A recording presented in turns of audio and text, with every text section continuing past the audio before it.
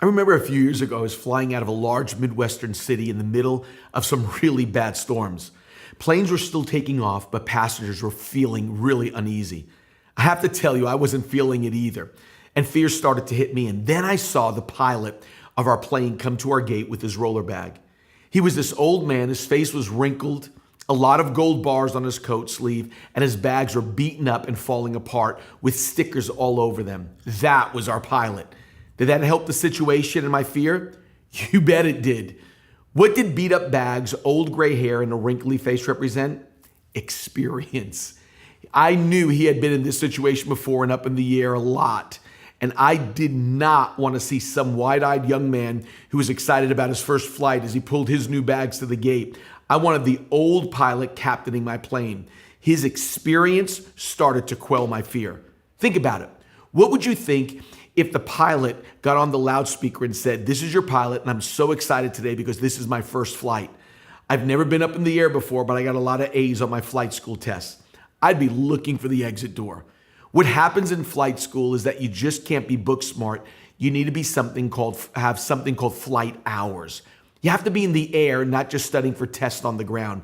What that's saying is you need experience.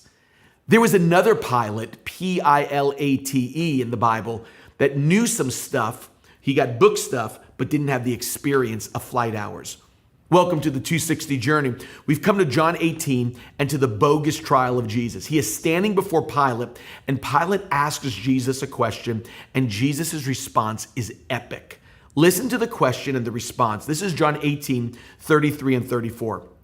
Therefore Pilate entered again into the praetorium and summoned Jesus and said to him, "Are you the king of the Jews?" Jesus answered, "Are you saying this on your own initiative, or did others tell you about me?" Jesus' question to Pilate's question is rhetorical. No answer was expected because we know the answer. Jesus' question was basically this: are you saying this on your own initiative, or are you taking what others told you about me? What Jesus was saying was, are you just repeating information, or have you experienced what you're saying? Do you just have ground school, or did you get some flight time in? When Pilate asked Jesus about being king of the Jews, he did not know Jesus as king. He was simply repeating something he heard. He had no flight time with this king. What kind of Pilate are you? Did you just hear this and are saying what you've heard, or do you know him as king? Have you experienced him as king in your life? Jesus is challenging not only Pilate, but all of us that are saying the right things. That doesn't mean you've experienced the right things. Christianity is not just knowing the right stuff, but experiencing a relationship with God personally as your king. A marriage license doesn't guarantee intimacy and a healthy marriage. You can have a document that says married and have no relationship with your spouse. The same is true with the Word of God. Reading the Bible doesn't guarantee experience. Just because I know the Word of God doesn't mean I know the God of this Word. Knowing this book is not based on education, but relationship with its author. On this 260 journey, as we travel through the New Testament, I hope you discover a relationship with the God who spoke these things and not just the words he said. Pilate said the right words, but it got him nowhere.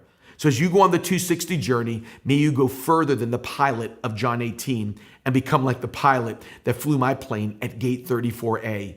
One was just repeating what he heard. The other had the experience. What kind of pilot are you? Thanks for joining the 260 journey.